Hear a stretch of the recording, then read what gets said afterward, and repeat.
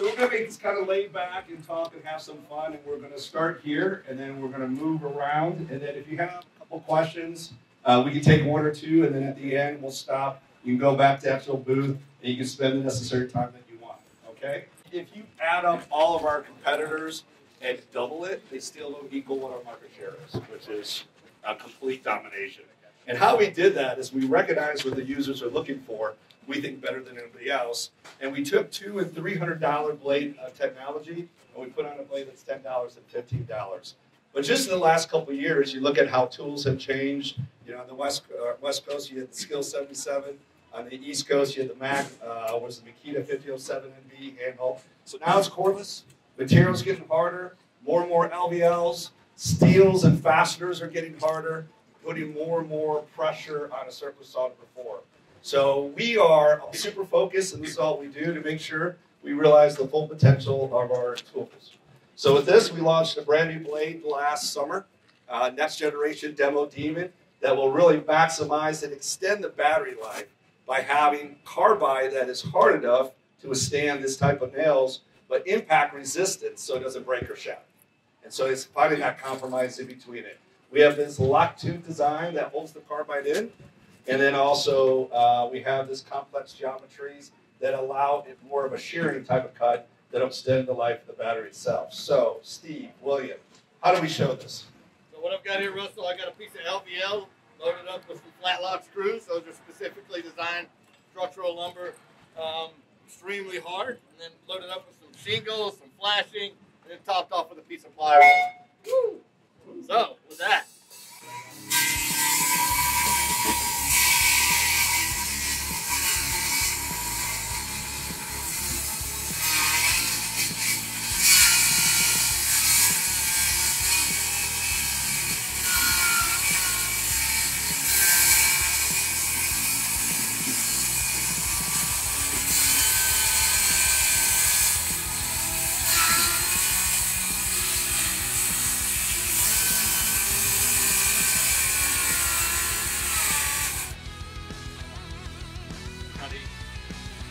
So that you can see that blade was sparking, it was drawing, it's starting to climb cut, which is going over the fastener.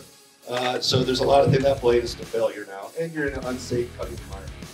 So Steve, let's try the Diablo Demo Demon, see if we get different results.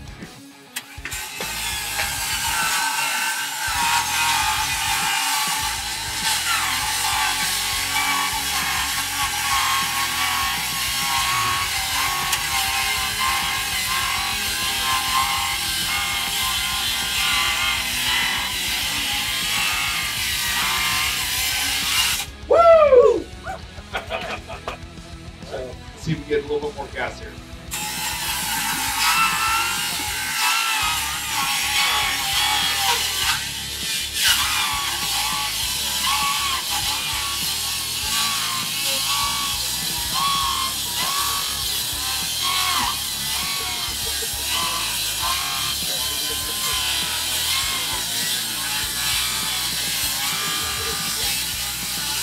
Boom, there you go.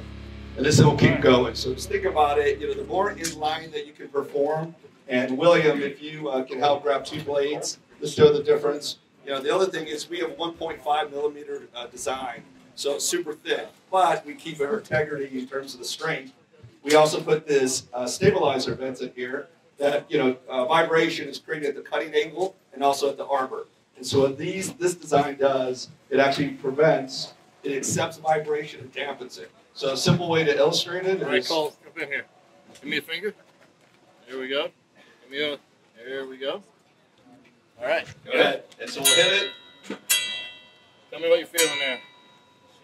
Yeah. And Cole, if you hold it to your ear, you'll still hear vibration. You can hear it. So the other one. And then you pull that to your ear, the vibration's down.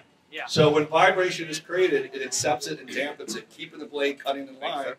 Very similar to a tire, right? If a tire is properly balanced, it'll cut in line. It doesn't matter how good the tire is. If it's not, it's going to wear prematurely, give you a rough ride. No difference in here. And everything we do, we're trying to maximize the tool and allow for longer battery life, right? And so as everybody's going 4 amp, 6 amp, 8 amp, lithium, investing heavily into it, which is powerful and it's good, What we're able to do is we can increase battery life up to 65% just with this blade right here, 65%. And so it retails for $15. So that's impact. Boom, good. All right, thanks guys, outstanding, William. Our next topic is metal cutting. Metal cutting is interesting. You know, the popularity of concrete metal continues to grow at every commercial site. So you have concrete metal, and you have insurance codes that are driving more and more concrete metal. Coastal areas, natural disaster. So, you know, this trend continues. And the way to cut it today is either you're welding it or you're melting it, right? And so it's not the most safe environment. And so the #1 way to cut metal still on the job site is through bonded. We self-bonded. It's hard to believe that it's not in the 1800s. I mean, because it was great in the 1800s. And what you're doing is you're grinding. By definition, there's no cutting involved, right? You don't even have any kind of positive hooking. And it's grinding, so therefore you're burning and you're melting.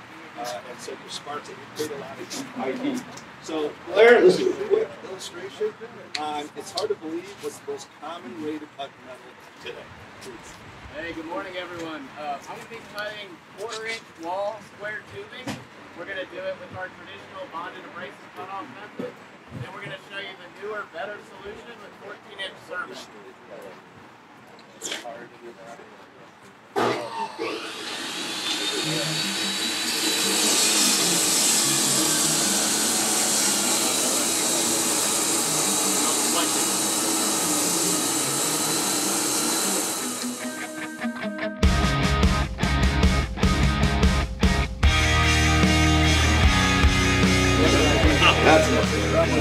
Now look at the side of it. You can see burning, discoloration, getting past the melt, right? You're melting it itself. So a little dangerous. You got sparks. If you're on a job site, you know you have to have an OSHA burn permit, have a second person watching you. So we look at that. We go, we created a circular saw blade designed to cut a room temperature environment. It's super fast. You don't lose the dimension. What Blair was also talking about is when you cut with bonded, you'll lose that dimension. You start losing your depth, and then all of a sudden you can't cut the same depth. So you probably got one more cut, and that thing is done, right? So there you go. So now after he makes that cut, now he's going to go back and clean it up. And that cut is not properly, not good. So now we take a Cermet. Cermet is a ceramic metallic material. It's not carbide. It's much harder than carbide itself, and it's designed to take the heat. So you got to, you know, when we grind it and make it, we got to grind much slower, and it's much more heat resistant. I think we'll show you why.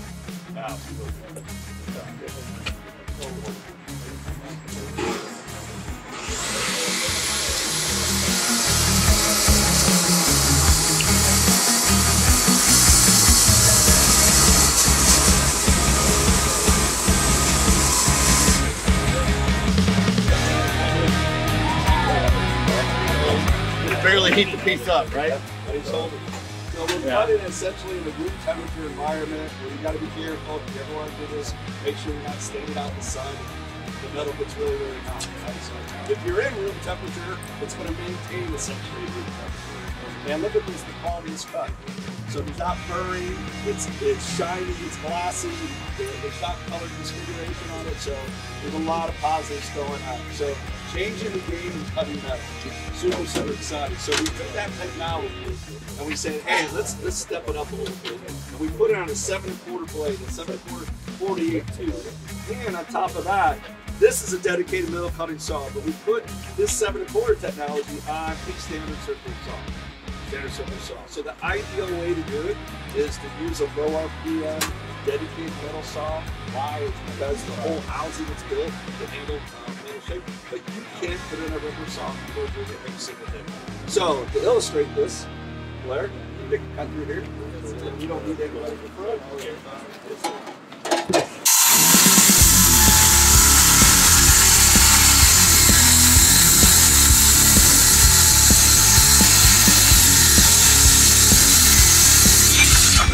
Like butter. Isn't that amazing? So cool to the touch, it's basically still room temperature. The finished quality is going to be a lot better than your factory edge. It's good to go. You don't have any cleanup to do. So very exciting. So this is a 48 tube. You also have the 6.5 inch as well. So designed to cut thick metal. Now, huge application for metal studs, right? I mean, everything's metal studs, and it's hard to believe that people are still using bonded wheels. I mean, you go to any job site, they're still using bonded wheels inside. You know, not when you're out there. And all the smoke that's created, it's enclosed when you're building it, right? So we want to take that technology. The problem is with the 48 tubes and a low tube count, it's going to create too much vibration, and the finish is going to not be acceptable. So what we've done is we're introducing 3, call it thin gauge metal blades that are finishing for thinner gauge steel. That's going to cut cool, cut long, but it's also going to cut clean. So you can go back and do rework. And we're all about efficiency and productivity. So Blair, why don't you show us what kind of tool you have here? Yes, sir. We're using the 6.5-inch Hilti. You'll find this all across the nation on any framing site. We're cutting one of the more challenging applications here. These are 16 gauge studs, so they're heavy enough to break teeth, but they're not so light that vibration is not a problem. So you have the worst of both worlds. You have vibration, but you have a heavy enough gauge to where it's really going to impact the teeth.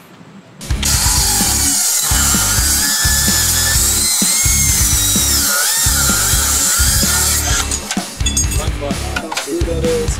Look at the sides. And for anybody that's ever used bonded right now, you'll see it leaves a mess and discolors it. So we have this 6.5-inch 60 tooth. We've also created a 7.25 70 tooth.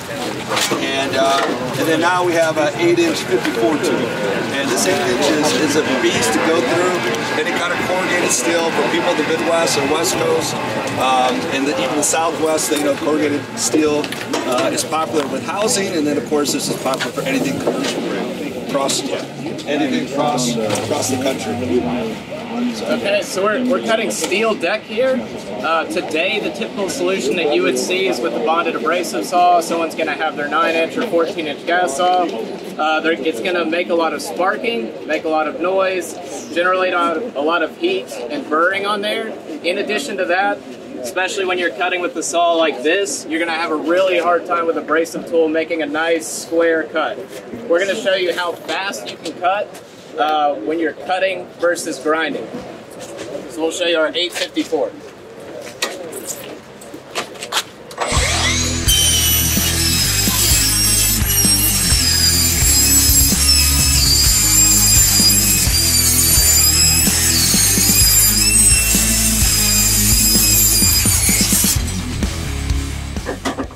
So again, this is 16 gauge. It's one of the hardest to cut. It's going to leave a nice clean finish. But this blade's going to cut all day. It's not going to fracture teeth. We manufacture our own carbide, so we can optimize those properties. We're going to maximize and optimize that fracture toughness. So when we looked at hole saws across the board, you know, the category, we're like, we feel like you could design a worse system on the marketplace. If you challenged us to come up with a terrible, terrible system, we couldn't have done it. So what I mean by that, Logan, let's start with the mandrel itself. What are the systems with the mandrel that are currently on the market today? So I have a traditional mandrel system right here. Speak up loud. Can you hear me in the back? Nope. Awesome, awesome. All right, good deal. So you have a traditional mandrel system right here. You have your pilot bit, you have your arbor. Slide it in. Make sure you don't lose this little piece. Can you see that? Can you see that back there? You got to lock it in, right? So let's get that done. Locked in. 2-inch cup. Come back here, thread it on. Oh, got to pull that back, thread that on. There you go. And then lock in your dog ears. Now you're ready to drill a hole. But what if you have to go to a 7/8 hole saw? You're good with your 2-inch, but you need to drill with the 7/8. What do you have to do? You need a different arbor. So I'm coming over here, undo what I did. Maybe somebody on the job site doesn't know. Try to put this on. Frustration, right? Going back again. All right, let me get my smaller one. Same system here. Got to lock it in. All right. See if we can get it seated. There you go. Lock that in. And then the whole thing over again, right? You're threading it back on, ready to drill your hole. With the Diablo Snap Lock Plus system, we have a one-size-fits-all approach, right? You take your pilot bit, you snap it in, which is held with the ball bearing system. You're ready to go. Now anything from your smallest size hole saw to your largest hole saw fits on this one mandrel. So if I take a 7/8, slide that in, clicks right in, I'm good to go and drill my hole. If I want to move to a 2-inch like the Lenox we just did, click that right in, ready to go. What if I want to go to a 6-inch? Clicks right in, ready to go. What if I want to switch to a different application? Talk about rough-in hole saws. Slide that on and we're good to go. So across every system here, one mandrel fits all of our cup types. Huge breakthrough. So that we changed everything in terms of the mandrel, and these mandrels cost $22 to $25. So not only are we talking about what's on the marketplace today that you have to buy 2 mandrels per series of hole saws, you also have different mandrels as you move on, if that makes sense. So you can buy 4, 5, 6, $23, $24 mandrel and not have them on the not ready to go. So we have an ecosystem designed around one mandrel every one of our hole saws. The other thing we do too, from here over, is we go to 60 millimeters depth versus the market it's at 42 millimeters. And what that gives you is you go through 2x material and also 1/2-inch kind of sheathing, one pass. So this is tremendous feedback that we get from the market. If you don't need to do that, great. If you need it, you're able to do one pass, especially if you're approaching a wall and you're going through it, you can't go to the other side. Huge advantage. So this is our ecosystem. We've introduced our Steel Demon for conduit, metal cutting, for granite material, our typical bimetal with our carbide, first in the world, introducing Carbide-Tipped that you can actually drill a cast iron stainless steel with a hole saw, which is changing plumbers, especially in a commercial job site. And today we're introducing our rough-in Carbide-Tipped hole saws. So you guys know that either self-feed or rough-in hole saws, you can stay in the market. There's some good quality ones out there, but they're slow and they're not as durable. And so what we've done essentially is redesign that, making it much more cost efficient and productive for the users, and making it extend the battery life of the existing designs on the marketplace. So Steve Logan, how do we show this? All right. Yeah, so we have a piece of stud material here, 2x. We would put that up. You might be drilling horizontally, you might be drilling vertically. What we're going to do is we're going to drill down with 10 pounds of weight, show the difference in the wear and tear on the tool, the wear and tear on the user. You can't always, in those applications, get behind the tool with your body, so you're in between studs. So we're going to show you the difference there. I'm running with the Diablo, the new innovation that we've launched, and Steve has a competitive product on my right.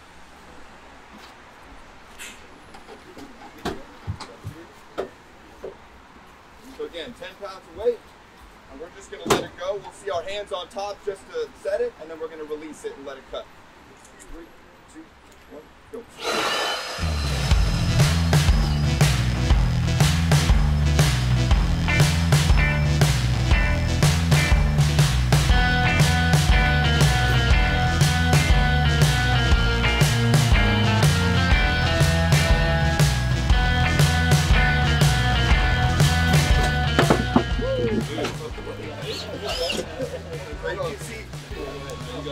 So you can see the productivity there, the wear and tear on the tool, the drain on the battery. You're able to get with your hand behind the stud and go through easily with less resistance.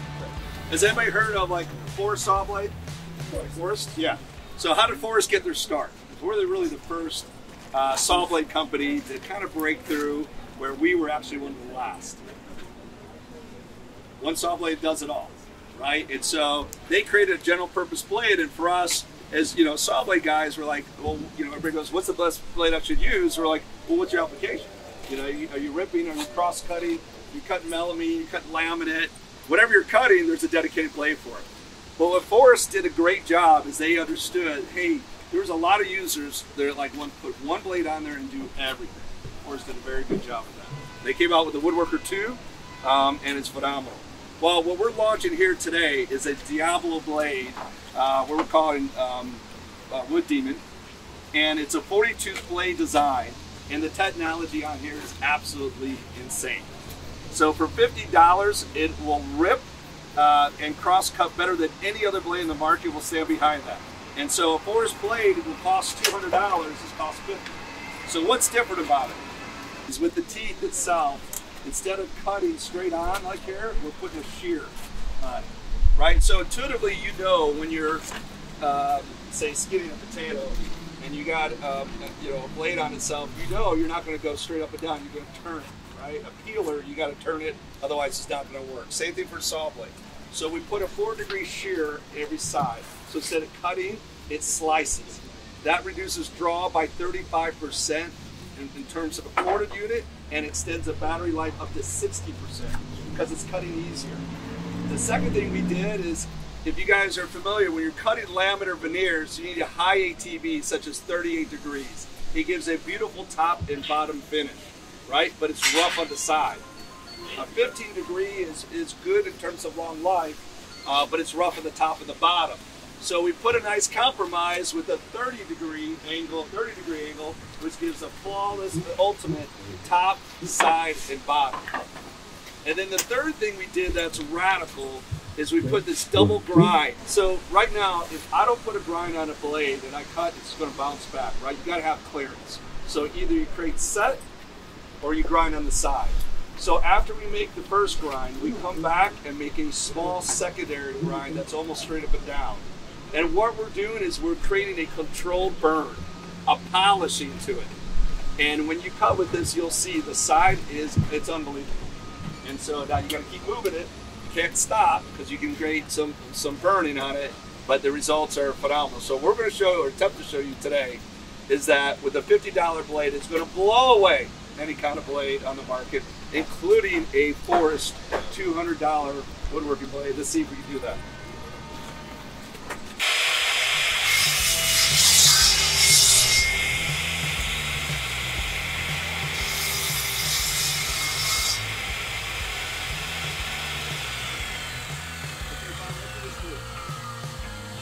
This is a piece of shelving. It's melamine shelving. I'm using a Bosch table saw with just a standard insert plate. It's not a zero clearance plate.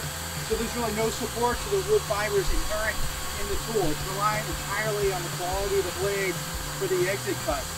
On the top surface, decent. On the back side, you get chip out, you get blowout, no glitter, right? So if we compare this to the Diablo, 30-degree, high ATV, it's double grind.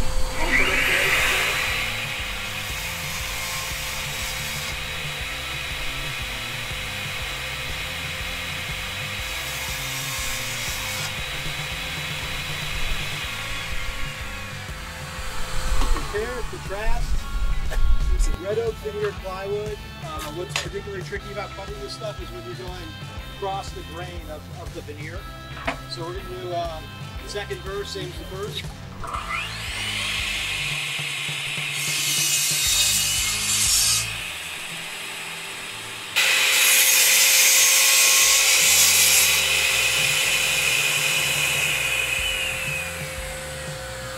I think it's pretty obvious. I don't think I'm in the market. So let's hope. So I mean, think about how exciting that is. You can take just a benchtop table saw on the job site, and you're getting just high performance like you do in your shop with a 3-horsepower stationary saw.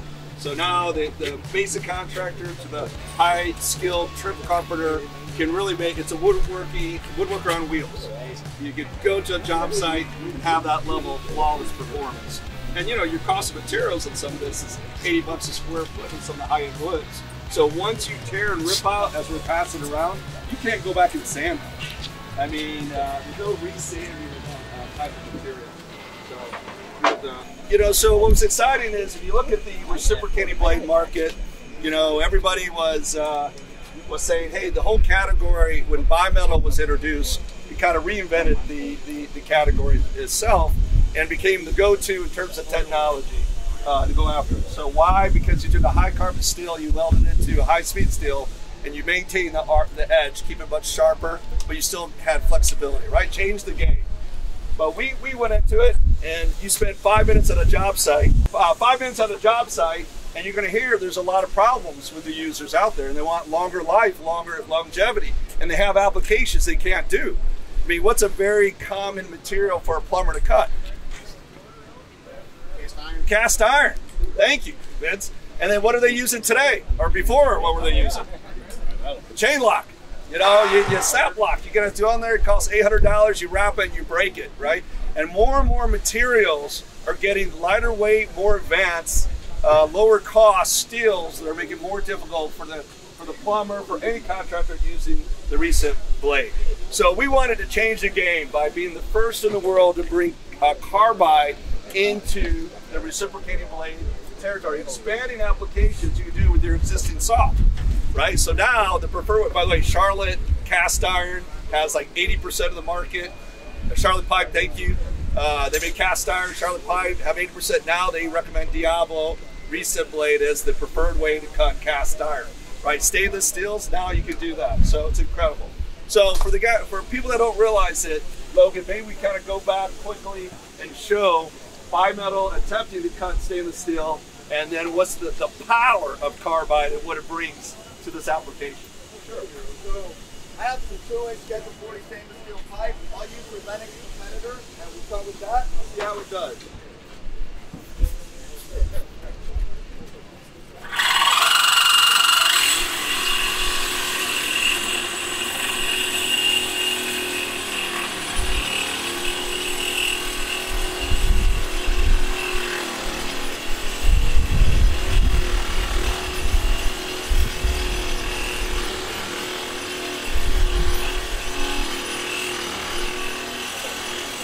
Okay, so now the teeth are stripped, it's smoking, and it almost looks like the blade is, you're cutting it backwards on it right now, because the teeth are all stripped. But this is where the world was just a couple years ago. Now, try a piece of rebar. Right.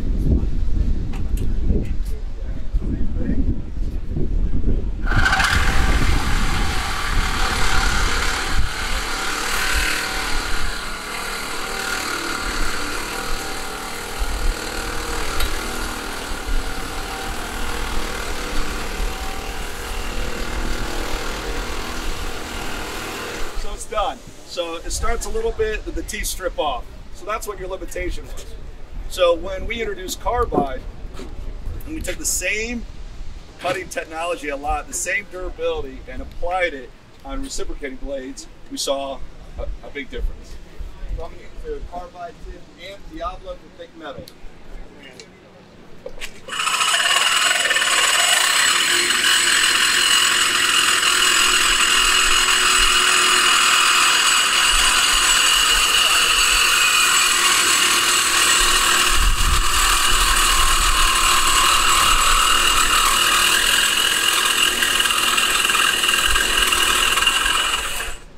Boom. Just like that. Woo! Yeah. Same blade.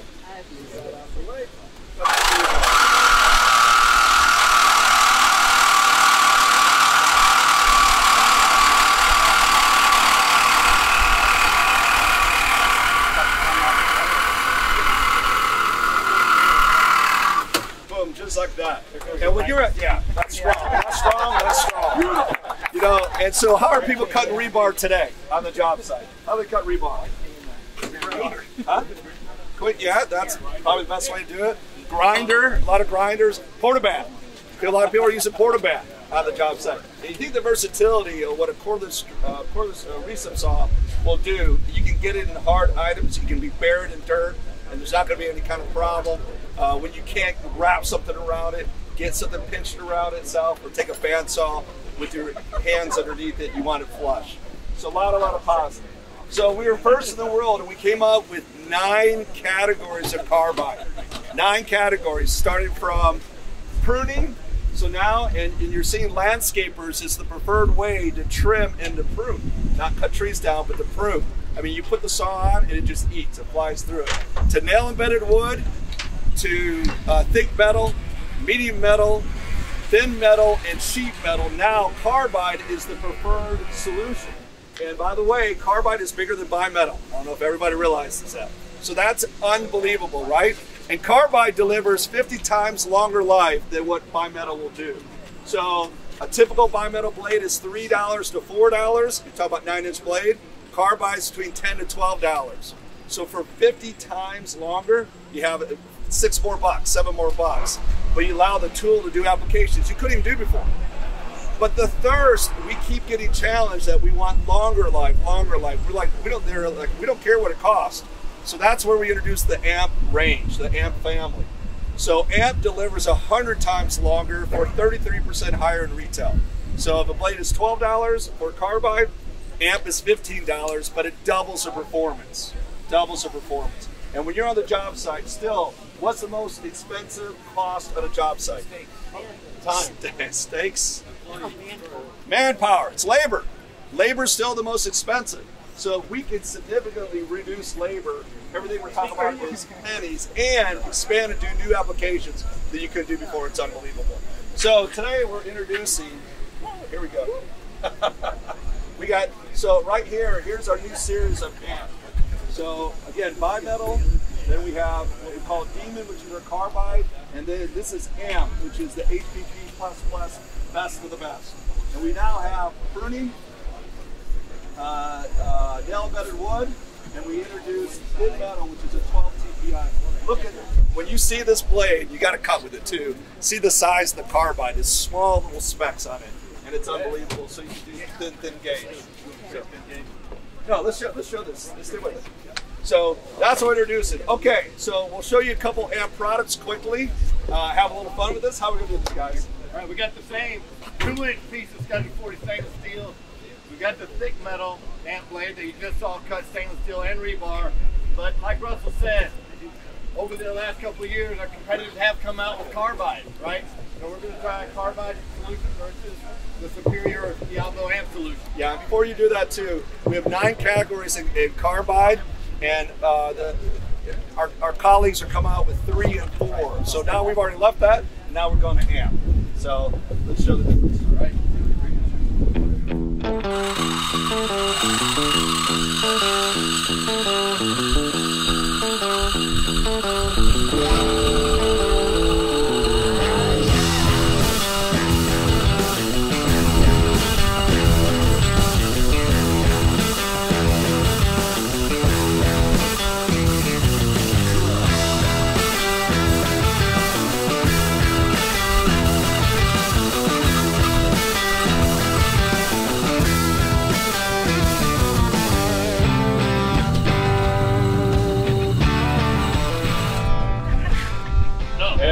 Oh, listen, we got a little, yay, all right. Boom, huh? Is that impact? Think about that. You're looking at $15, you're not looking at $100 for sure. So really, really changed the game. And then we're going to show nail-bedded wood too. So again, you think about in just a couple quick years, bimetal should almost disappear because it's not going to make sense anymore with carbide. Circular saw blades, carbide now is 98%. Once in a while you'll see a steel cutting plywood blade, but carbide is completely taken over and dominated. So with this, what we're going to show. So we're showing the new expanded range of amp Carbide-Tipped recent blades, starting with nail-bedded wood. Woo! We saw it earlier, the materials are getting harder, so we got 2 pieces, 2x6, 3/4 inch subflooring, 4 construction screws, 4 fluted masonry nails. And we're going to hang the 5-pound weight on here again versus the competitive carbide blade. All right, we're amping it up to 10 pounds. Here we go.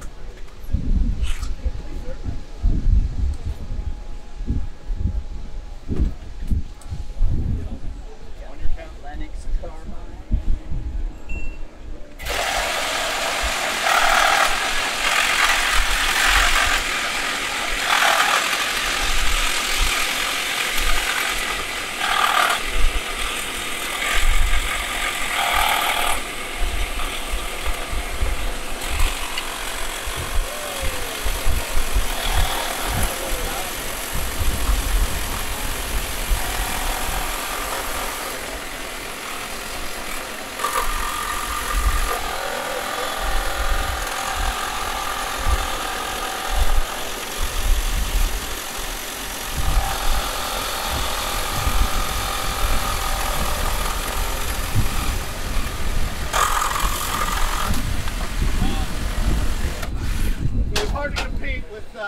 Over 2x the productivity there. That blade can still continue the cutting in this competitive blade, but already struggling. It's been taking a long time. So more blade changes, more lost time on the job site. Can you show us what was in that wood? Yeah, please. Hey, we'll let you come back and just pass it up. And you guys, we'll do some cuts with it. That's awesome. Thank you. You want me to take it or? Yeah, no, that's, you know, and you think about it, that's the most common application, you know, when you're framing, and then you're ripping down framing after you have to move a wall, remodeling, yellow bit of wood. Thank you. Cool. Strong? Strong. Changing the game. All right, let's just go to 12 TPI. Yep. And so, you know, now we're going to do a thin gauge metal example. And so, you know, the critical thing here is when you're cutting, again, you don't want to make sure you're too aggressive, the finish gets poor, and you're discoloring the material, which means you're cutting too high heats. And here we have no choice but to compare versus bimetal. Why? Because nothing exists in the market in carbide. So again, you know, because we're super focused and all we are is a power tool accessory range, we don't do anything else. This is we're way ahead of the market in terms of technology. I think you're gonna find everybody else is late, overpriced, underperformance, which is the motto there. All right, guys, before we do it, what we show? Oh. No, we wanted to go big. So this is 1.5 inch thin wall stainless steel pipe, right? 2 pieces. Again, 12 TPI. It's specifically designed to give that high productivity, long life, and thin and extremely thin metals with no vibration, longer productivity. And right now the competition doesn't have a carbide solution for that. So we had to go to bimetal. Let's see what the bimetal tooth count for this application looks like. All right, 3, 2, 1.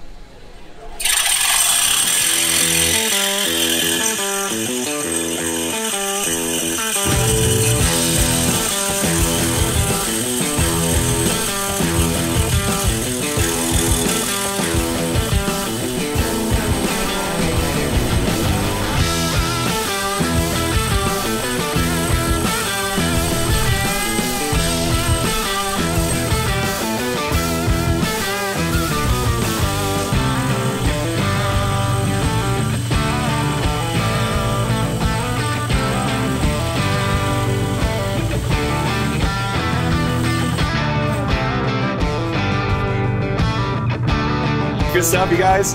Good stuff. So hopefully we can tell everybody, get everybody super amped, fired up about these new products, because it really will change, it'll make their day-to-day much more productive. And even when you're cutting copper, copper is very, very easy to do. It's flawless, and it won't reshape, even though it's a non-ferrous material. It won't reshape, right? And so that's what you got to be careful of. If you have too big a teeth, it can change the bundle pipes don't fit together. So people absolutely love it. All right, so let's transition to OMT. OMT is one of the most exciting categories out there. Do you know OMT tool is the highest penetrated pro tool out there right now? It's higher than a recip saw or circular saw. It has over 72%, so everybody has it. We're going to absolutely lead and dominate this category. And we're doing it for several reasons. We're designing applications and solutions for really problems that are out there. And so right now the market has one carbide for everything. You cut everything. And so now we've introduced 3 different carbide blends. We're at day 1. But we have a dedicated metal, dedicated general purpose, and a dedicated nail embedded wood. And if you look, the reason why all you guys have an OMT tool, everybody use it? It grinds, it screams, it smokes. When I'm driving down a neighborhood, I can hear it when somebody's going, you know, it's horrible. And so we're going to fix all that. So we're doing it with solutions, and we're creating better set and clearance so the tool can actually cut versus grind and file right now. So to show this today, we have our first in the world. We're breaking through this nail embedded wood. And so we do a lot of little things that are kind of cool. The first thing is our system here. This will fit both a DeWALT, a Milwaukee, and a Dremel. So it's a patented system that slides out. It's no mystery. Some of the colleagues out there will say general purpose, but you got to use a secondary fastener to do it. If you ever use like a washer that was cut in half and you got to slide it on, it's not a world-class experience, and the thing will move. This slides on to whatever mechanism that you're using.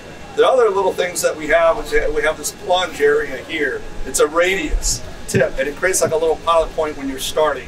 So you think of it the difference of having a spatula and trying to start versus a rounded nose of it where it starts on that, and it's actually easier to plunge, but it's also easier to start and get a pilot.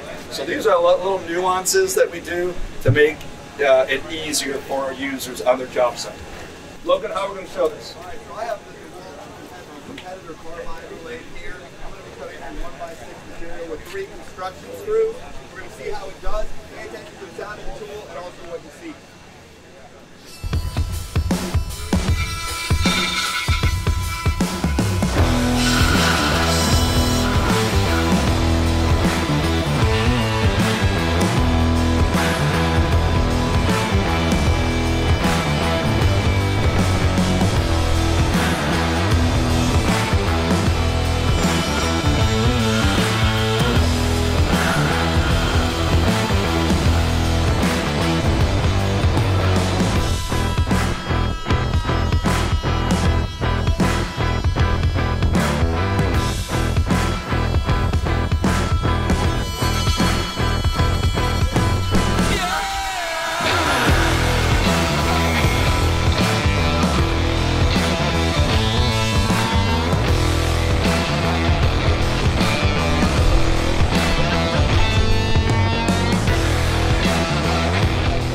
Here, you need a burn permit, so you can see that it's filing versus cutting.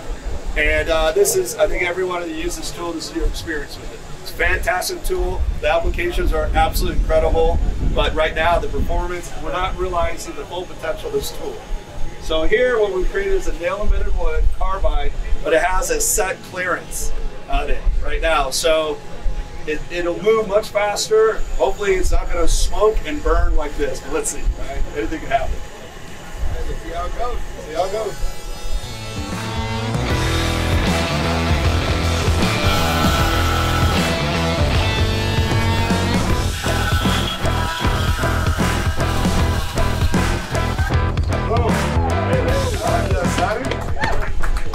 And absolutely, I mean, you'll feel it.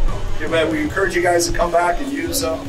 You'll feel it in your wrist, you'll smell it, you'll see it, the vibration, absolutely unbelievable. And so when we looked at the hammer drill bit market once upon a time, what we recognized is that there was a thirst for better solutions than what was being offered, right?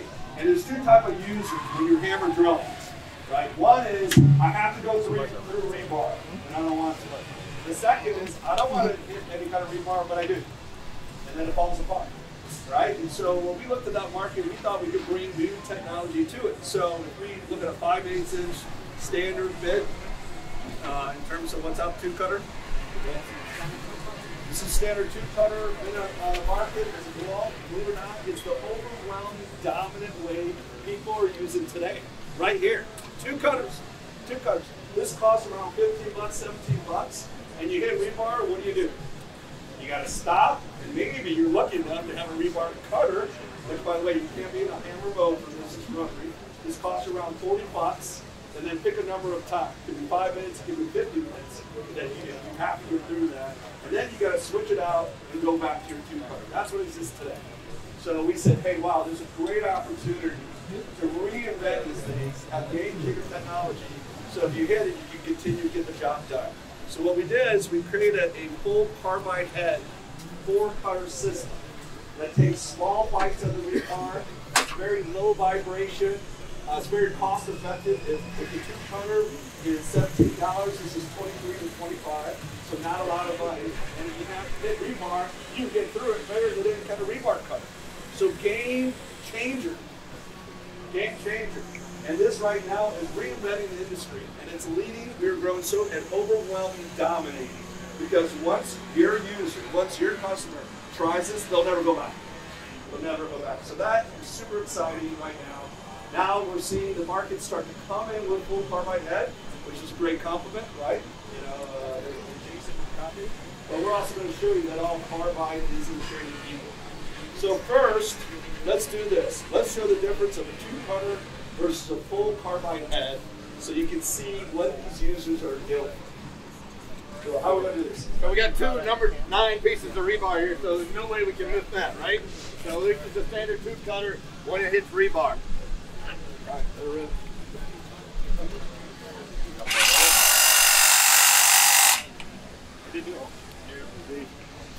So it's already tipped off the edge of that. And then it's probably going to do damage to the tool when it gets hung up on that rebar. So the solution is that full carbide head Diablo rebar demon. Let's see what we got. Got it right there. It is.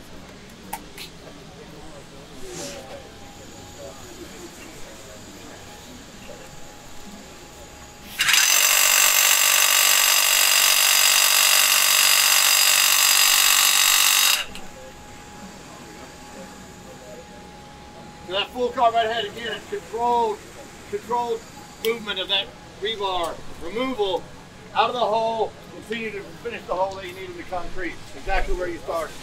So in general, the tooth cutter system on the market can handle heats. Jason, up to 800 degrees. Can handle up to 800 degrees. You need to be able to handle 1200 degrees of rebar. And these things right here, full carbide head, can handle up to 1800 degrees. 1800 degrees. So it can take the heat and get the job done. And that is critical for our design.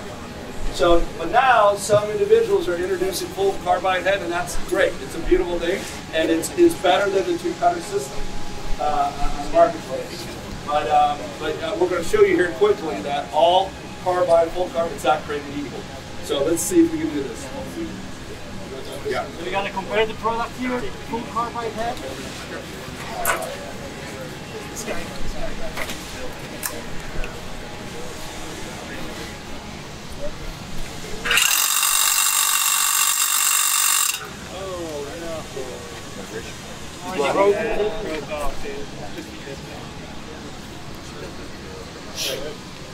So you can see that it pops off very good. So, you know, there's so much in the technology of the carbide. It's the welding that you have itself to be able to take that heat. So it's not just about putting carbide on. So we're excited about that, and it's really changing the game about it. So, but we went out to the market, and if you look at a lot of applications, you know, they want to be able to drill and fill, want to reduce dust, and you know that creates all this time and money when you make these holes. Right now, it's very cumbersome for users to be able to clean them. In fact, right now, what are some of the applications? They're using a pipe fitter, pipe cleaner. Yeah, they use this, they put it in, they pump, they drill, and then they have to try to blow it out. They use a pipe fitter. It's a very slow, cumbersome problem if you're putting anchors. But also, if you reduce dust itself, good things happen. Anytime you're drilling in concrete, you have to regrind and regrind or re-drill. It's like you're drilling with sandpaper. You know, it dulls the cutting edge of the bit itself right now, so it's not great. So if you can take that dust and remove it, good things happen, right? So the market historically, about 10 years ago, came up with these hollow bits, right? And it was a great idea. The whole idea was I can drill, I can pull out the dust, pull it, make it away, and then I don't have to clean out the hole. I can go right into mounting my anchor. The problem is the idea was great, but the execution was poor. Why? Because this is hollow itself. It's not a very strong, robust area. You also have insert carbide, just like what we showed you. You hit rebar, it's not very durable, it's not very long itself. You have these holes that try to suck up the dust itself, and they get clogged very, very easily. And then the last and probably the most limiting thing of this product is the cost. These things cost over $200. And it's amazing, we were just at job sites 2 weeks ago, and how many people are still buying them because they have to. They have an application, we have an environment, you're in a hospital, you're enclosed, you're in a working environment, they'll say zero dust. So the idea is great, the execution is poor. Everybody's like, hey man, you know, great idea, but I'm gonna pay $200 for it. You know, I'm paying $15 to $22 today, and you want me to go to $200, right? So we looked at it, we said, we think there's a huge market potential to get what the users want and make it cost effective, all centered around productivity. Productivity, productivity, productivity. Everything we're doing now is around productivity. And we're not looking for a niche, where you just need no dust environment, we're looking at these next standard on how you want to go to market when you're drilling precision concrete. So to show what we have here, the design, here we go. All right, so here is the design itself. So the first thing that we did, the bit itself is core, is solid. Unlike the hollow bit itself, this thing is solid. It's a solid core. And then you have the carbide head on it.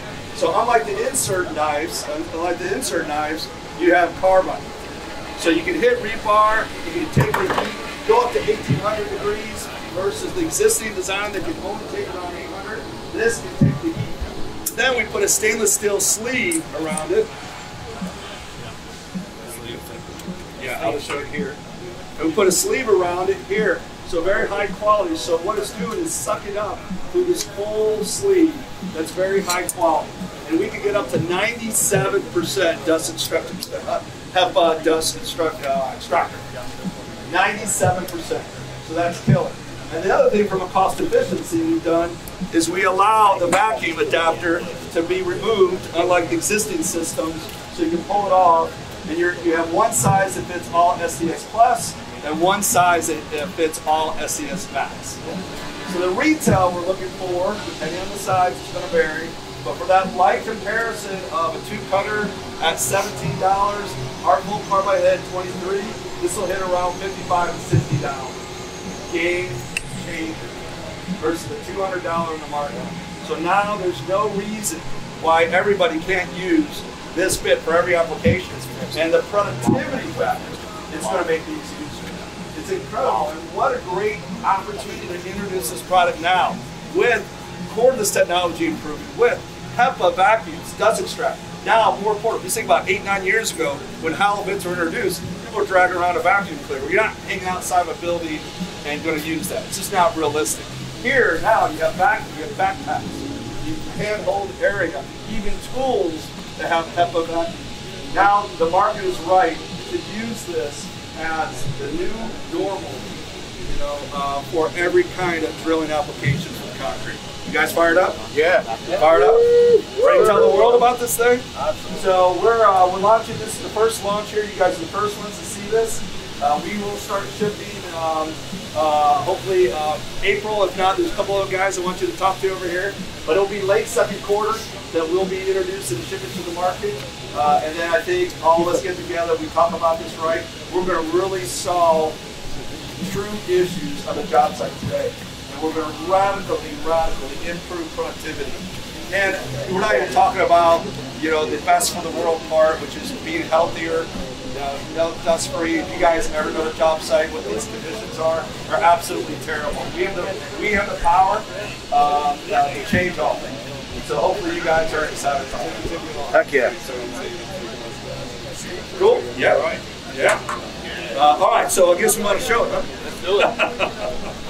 All right, so Steve, how are we going to show this? So we're going to start with a traditional 2-cutter, right? If you're preparing a hole, whether you're deep hole drilling or preparing a hole for either rebar, threaded rod doweling, or a concrete screw or mechanical anchor, you have to drill and you're going to generate dust.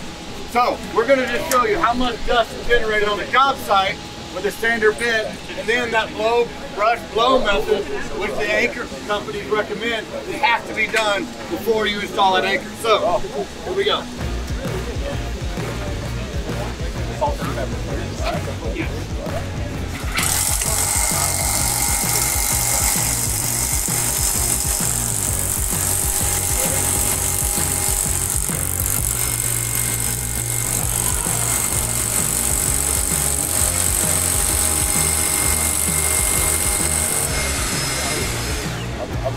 So one hole is an 8-inch hole depth, preparing for doweling. That's generated outside, right? So exposed to everybody, myself and everybody on the job site. Now, you got to get in here, and first thing I got to do usually is 3 or 4 pumps. More dust, still got dust, and then you got to grab the brush, right? You got to go back and make sure you keep back in.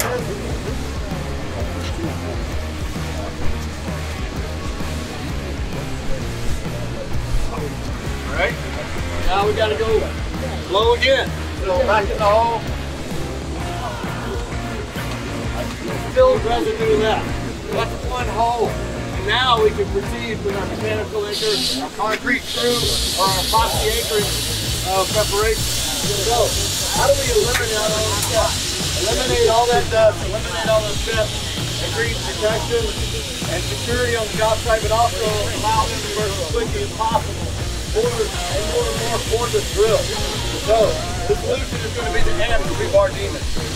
All right, let's go. Same situation.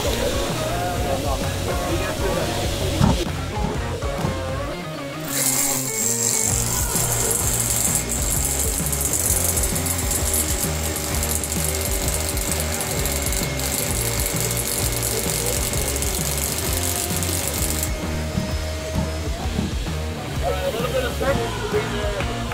Woo! That's on the exterior.